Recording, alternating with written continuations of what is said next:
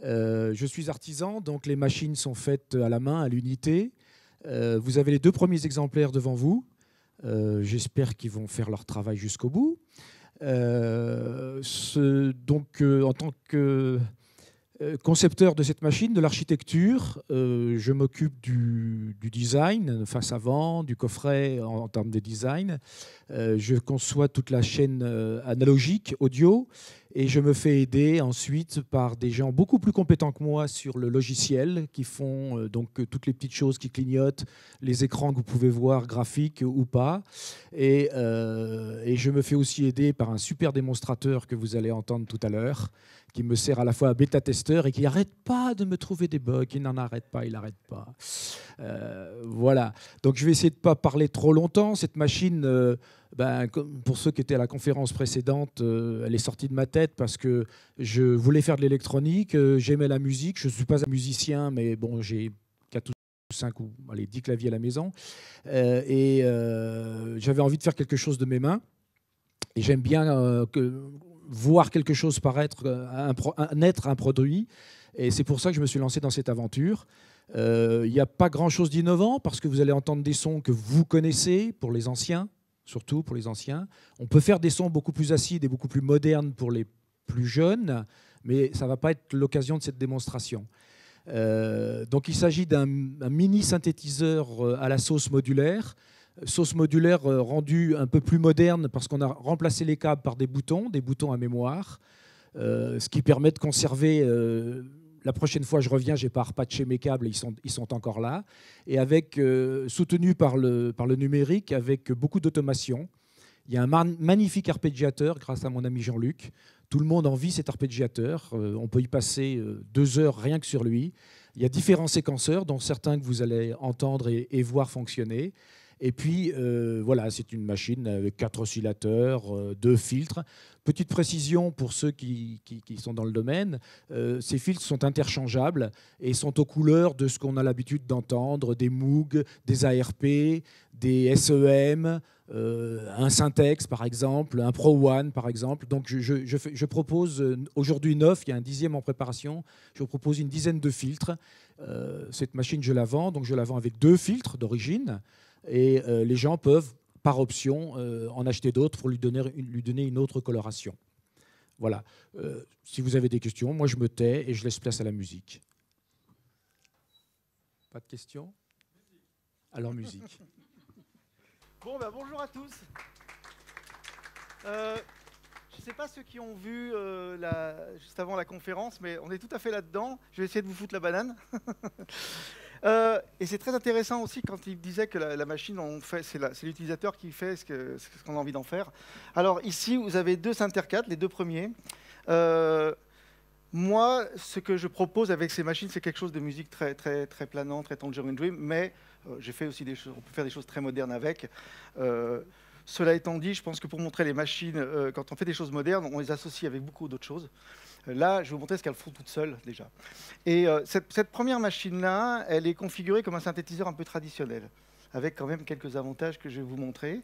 Donc, et celle-ci est configurée comme un peu Chris Frank, pour ceux qui connaissent Tangerine Dream, c'est-à-dire que c'est une espèce de vaisseau amiral qui va piloter tout l'analogique. Voilà. Quand on va faire une démo, on se dit toujours qu'il y a un truc qui va merder.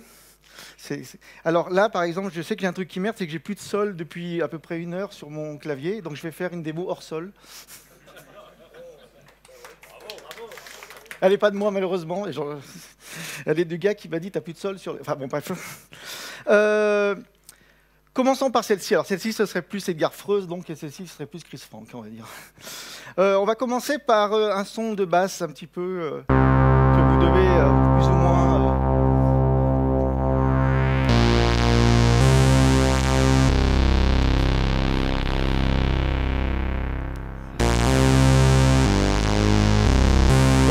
basse synthétiseur, je dirais traditionnel ou pas. On peut travailler plus ou moins, ok. Et là, ça devient intéressant. C'est qu'ici, celui-ci va sur un premier filtre et c'est un SEM. Un truc pas terrible, le SEM, il paraît. Moi, j'adore. Et ici, on a autre chose qui se passe.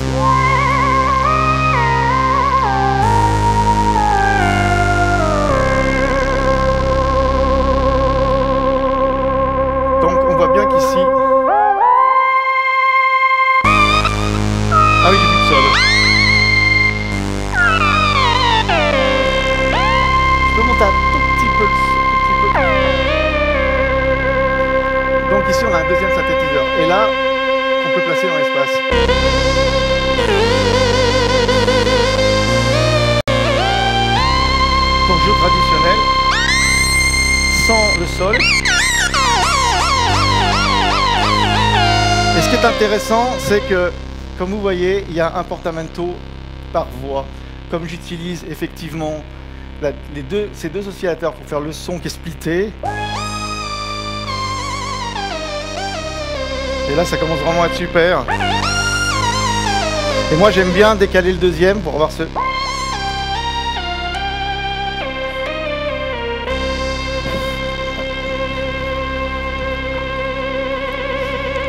Vous avez remarqué, Aftertouch. Ah oui, tout à fait, oui. Aftertouch, il est monophonique, mais je l'ai mis uniquement sur la partie... Ceux qui, comme moi, ont un RP, un pro soliste, ça vient vraiment de là, hein, cette idée, pour pouvoir avoir cette... Ensuite, on peut commencer à s'amuser un peu avec la musique. Alors, j'ai une pédale.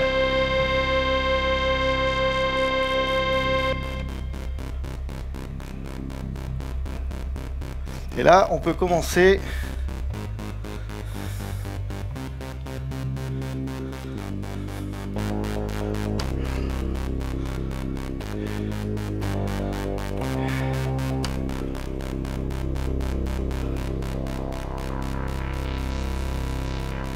Et là, on entend la qualité des filtres. Moi, j'adore. Et on peut commencer à faire son Chris Frank.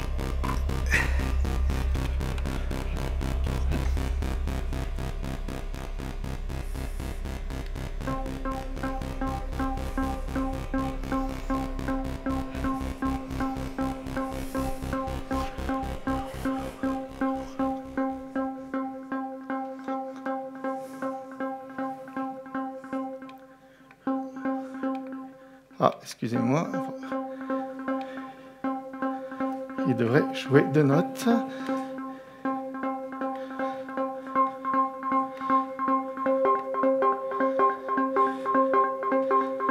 Ma faute.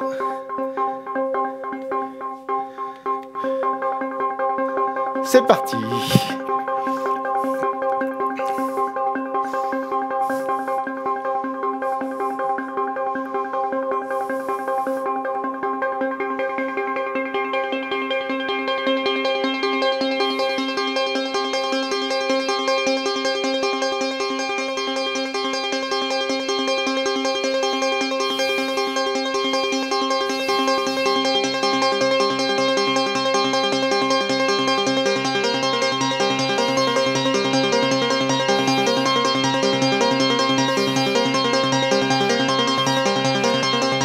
C'est un séquenceur type 960, step séquenceur, formidable.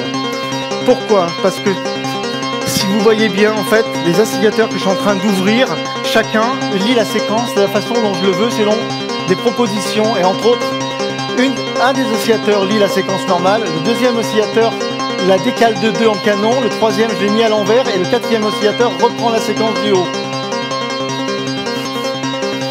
Et là, ça commence vraiment à être sympa. J'envoie selon les fils dont j'ai envie. Je peux faire du ratchet, ou enlever le pas, ou faire du ratchet. Je vais continuer à monter mes pas. Et je vais commencer à rajouter les autres oscillateurs.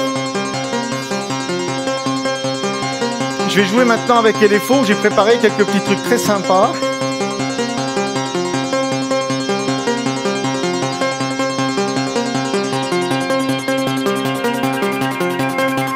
Et je joue avec les panoramiques.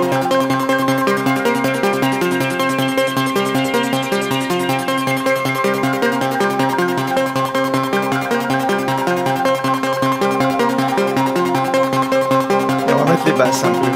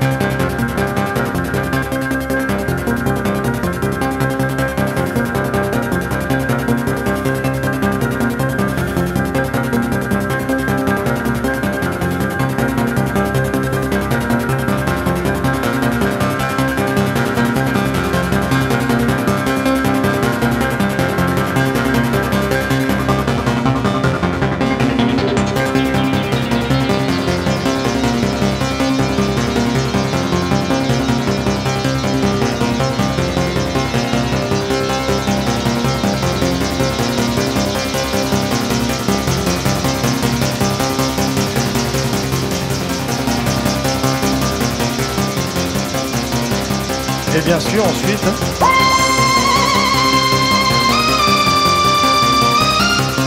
Ah, pas de sol.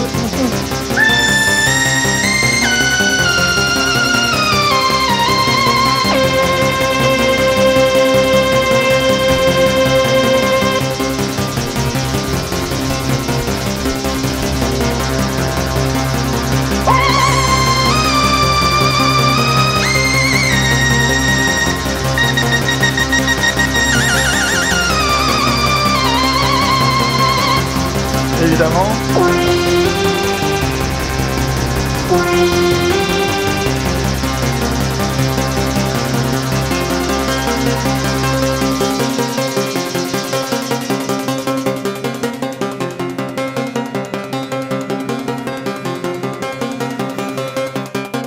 À l'intérieur, Yves Husson nous a mis un shimmer. Je voudrais vous montrer ça. Soit en reverb, soit en délai. Et écoutez ça, c'est vachement sympa.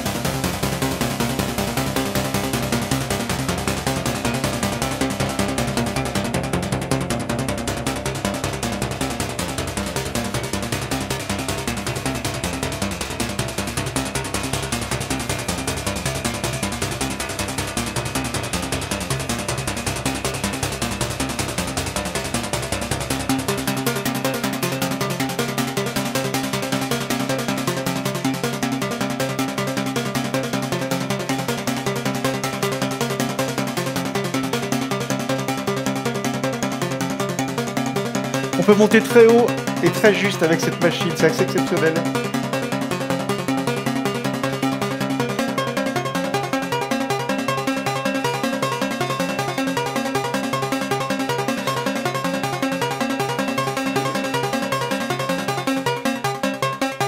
Donc on voit aussi les effets, comment ça apporte énormément.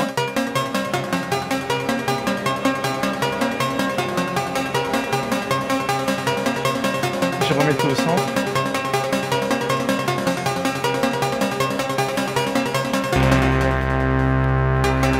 Ah, voilà. Bon. Depuis 3 jours que je fais des démos avec cette machine, je ne sais jamais ce qui va se passer, mais je sais comment ça peut se passer. C'est extraordinaire. Donc, dans une approche comme ça du synthétiseur qui est ici complètement analogique, d'accord, avec le plaisir de mettre les doigts dedans, comme vous pouvez le voir, plus l'interface qui a été faite, qui permet de penser en se disant bah, tel VCO, je vais l'envoyer là, tel VCO, est-ce que je vais l'envoyer sur ce filtre-là, que j'ai vachement ouvert. Non, plutôt, je vais l'envoyer dans la basse. C'est extraordinaire pour moi, parce que déjà, ce qu'elle fait à elle toute seule, c'est extraordinaire. Mais en plus, ça n'arrête pas. En plus, les enveloppes sont très, très, très réactives. Et vous avez vu, on arrive vraiment à donner du punch à la machine. Vraiment, enfin, bon, vous allez dire, je suis de la partie, donc c'est normal que je sois content, mais je pense que quand on écoute ça, moi, je suis convaincu du son et je suis convaincu d'une utilisation. Chacun fera l'utilisation qu'il a envie. Avoir aussi un son comme ça sur un simple synthé qui est censé être mono. Alors, il fait énormément de choses, sauf le café. J'ai essayé, il ne fait pas le café. Parce que le matin, quand j'arrivais, j'étais fatigué, je disais, je vais faire un café, j'appuyais sur un bouton, et je disais, maintenant, il ne fait pas le café. C'est, pour moi, assez personnel, c'est un peu l'aboutissement que l'on a d'une approche du plaisir d'avoir des synthétiseurs analogiques dans un environnement moderne en stand-alone. C'est-à-dire qu'on a tous des ordinateurs où on peut mettre nos machines dessus. Pour moi, c'est une machine, je peux aller sur scène avec, selon le style de musique, Parce que si je mets des boîtes à rythme et que je fais des séquences basses, ben, ça marchera aussi. Hein. Là, j'ai fait un truc très, très planant. Je peux l'emmener et j'ai tout dedans, d'accord? Et j'ai le son. C'est quand même quelque chose qui est assez exceptionnel. Dans le sens où avant on pouvait prendre un séquenceur, on pouvait prendre tout ceci, ça a été très pensé. Ce que vous voyez là n'est qu'un petit quart de ce qu'elle peut faire, parce qu'elle a un séquenceur polyphonique. C'est-à-dire que j'ai fait, alors on n'a pas trop le temps, mais ceux qui ont pu le voir, donc j'ai un programme que j'ai fait pour ceux qui l'ont, où vous allez dedans et il y a une séquence polyphonique dans laquelle vous pouvez mettre des choses à droite et qui joue sur tous les filtres à chaque fois, faire évoluer votre séquence selon l'accord. Elle a un arpégiateur absolument exceptionnel, qui est absolument génial. Je n'aurai pas le temps de vous le montrer ici, qui va dans tous les sens. Il est exceptionnel, cet arpégiateur. À lui tout seul, il peut faire des séquences. Et vous pouvez ensuite, cet arpège, dire j'en fais une séquence. Vous pouvez faire un truc absolument merveilleux que tous les musiciens demandent. Il y a un mode song des séquences.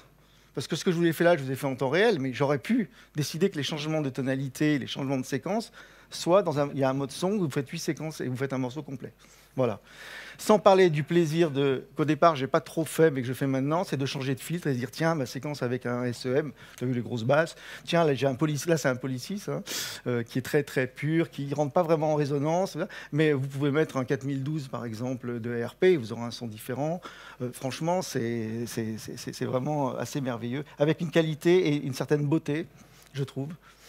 Voilà. Donc j'espère que ça vous a plu. Je n'ai pas du tout où on en est, et surtout si vous avez des questions. C'est à vous maintenant. Non? C'était si bien que ça? Non, le prix, j'imagine, vous allez voir le mec. Ce que je peux vous en dire, c'est qu'il y a 1 an d'attente. Et ça, c'est pour les gens qui le veulent, à cause des composants chinois, parce qu'il y a des trucs de chinois, pas beaucoup. Pas que chinois, chinois. C'est la pénurie du semi-conducteur dans le monde entier. Hein. Voilà. Que ce soit pour l'automobile, l'électroménager ou les instruments de musique. Juste un petit mot, puisque j'ai encore un peu de temps. C'est aussi un synthé de recherche. Hein. J'ai eu, pour ceux qui connaissent Zanov, qui est venu au studio, que je considère comme un ami. D'ailleurs, il faut que je parle un peu de mon disque, parce que tout ça, je l'ai mis sur un disque avec toute l'équipe. Alors, il y a les synthères, mais il y a aussi d'autres comme Moslab et tout ça qui ont participé. C'est un album de tous les artisans luthiers. Et j'ai fait venir Zanov, parce que lui, quand il vous prend une machine, non seulement il vous donne mal à la tête, parce qu'il vous pose 10 000 questions de trucs auxquels vous n'avez pas pensé, parce que lui, penser comme lui, c'est impossible. Lui, il aime bien synchroniser les faux. Mais il a quand même fait un titre avec le Synthé 3 d'avant. Et lui, il est dans la recherche. Et donc, le fait de se dire que là, ce que vous voyez, ce que j'ai fait, au lieu qu'il y ait des patchs et des choses comme ça, vous appuyez sur un bouton et vous mémorisez, j'ai fait un patch où c'est du Zanov, tu appuies là-dessus, tout est patché, tu tournes les boutons et tu pars dans l'atmosphère, parce qu'il y a des LFO, des sample and hold qui se déclenchent. Enfin, c'est aussi une machine de recherche, voilà, pour ceux qui veulent faire de la recherche. Alors, c'est un semi-modulaire, hein, c'est pas un modulaire complet, mais c'est un semi-modulaire avec une mémoire de patch. Genre le matin, vous n'avez pas à tout refaire à 32.6 annières. Voilà. Vraiment. Il y a aussi des rings modulateurs. Ça, j'aime beaucoup, un glide par ça. Les aftertouch, c'est moi qui avait demandé à Rémi de pouvoir les mettre pour un jeu réel. La stéréo des VCA, ça c'est fabuleux.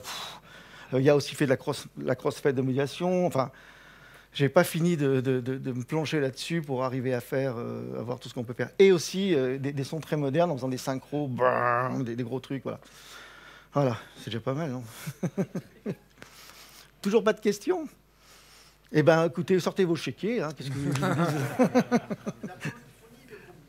Alors, c'est une paraphonie de 4 voix. Voilà, qui passe dans 2 filtres. Voilà. Et c'est toujours pareil, l'ergonomie de la machine, c'est je me mets dans mon mode paraphonique. Alors, la paraphonie, il faut bien régler, hein, puisque c'est pas la polyphonie avec deux VCO et un filtre par voix. Enfin, il y a quand même 2 filtres. Hein. Ça veut dire que vous faites une paraphonie à 2 filtres. Il y a un patch que j'ai fait qui s'appelle Polysynth. Bon, bah, vous allez tout de suite comprendre que c'est un polysynth. Hein. Voilà. Tu crois ? Il y a toujours un gars pour dire vas-y, t'as le temps. La paraphonie de cette machine est inspirée de certaines machines existantes comme le Monopoly, comme le Poly-D assez récent. Mais la petite astuce, c'est que lorsque l'on règle l'enveloppe de VCA, en fait, vous réglez 4 enveloppes, 4 VCA que vous ne voyez pas, qui ne sont pas accessibles à l'utilisateur, mais qui sont pilotées par une unique VCA extérieure et qui règlent 4 notes de la même manière.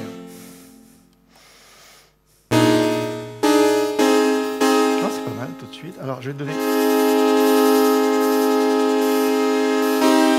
Bon, ça vous fait penser à quelque chose? Moi, ça me fait penser à un polyphonique.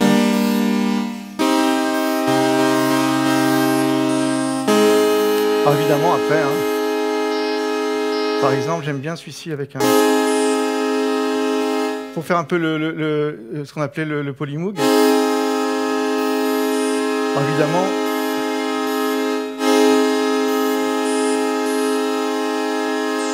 Il y a toujours un peu de travail à faire sur les boutons. Hein. Un truc joyeux, je vous dis.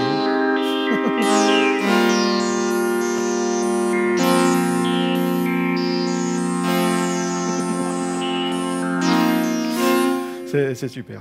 Alors, évidemment, je pourrais le mettre sur l'aftertalk. Tiens, fallait pas me lancer. Hein.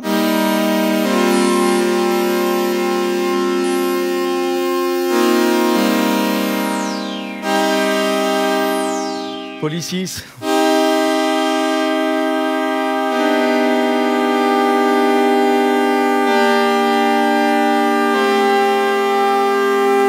Ah, il a l'aftertouch, il a l'aftertouch. Bon. Il devrait l'avoir.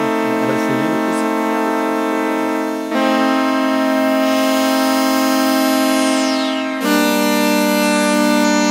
Ah oui, là. Il faudrait que je... Voilà. Super joyeux.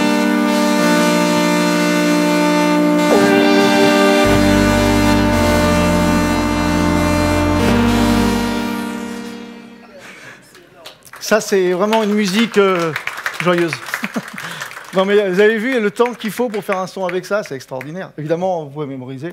Mais oui, on a une paraphonie. Pour moi, on est quasiment dans une polyphonie, sachant qu'on règle quand même... Enfin, c'est une machine quand même, il faut rentrer dedans, quoi. Ça fera pas...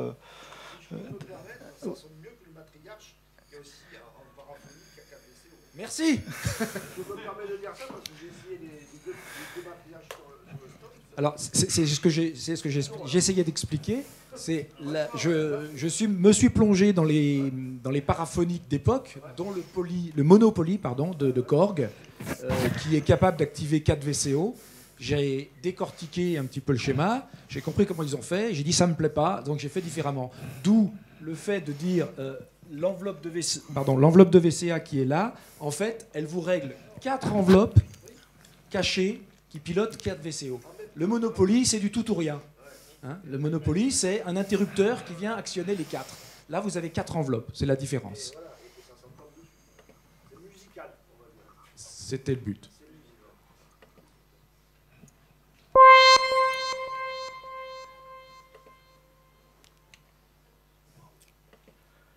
Je vais voir si je peux...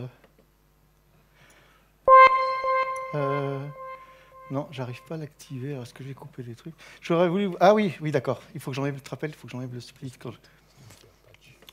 Je voulais mettre un arpégiateur si on avait le temps. L'aude. Oui, mais... Non, l'arpégiateur, c'est quand tu touches qu'il démarre. Ah oui. On peut la refaire? Là, ça change le hold. Je le hold. Ouais. Ralentis-le.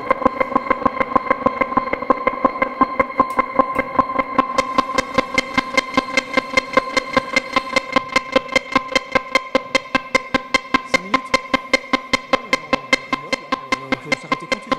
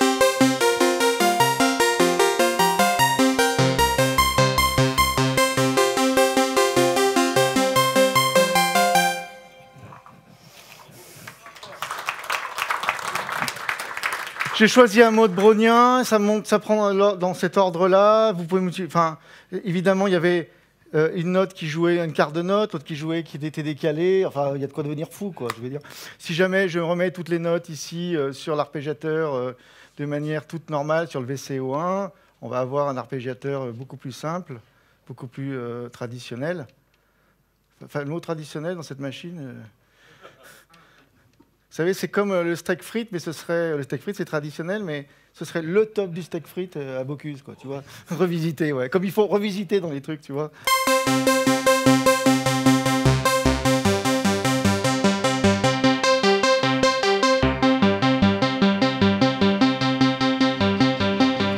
Voilà. Les guettes, enfin, il faut faire swinger le truc. Enfin, moi, j'avais passé des heures, donc je ne vais pas vous retenir des heures, mais c'est extraordinaire, quoi.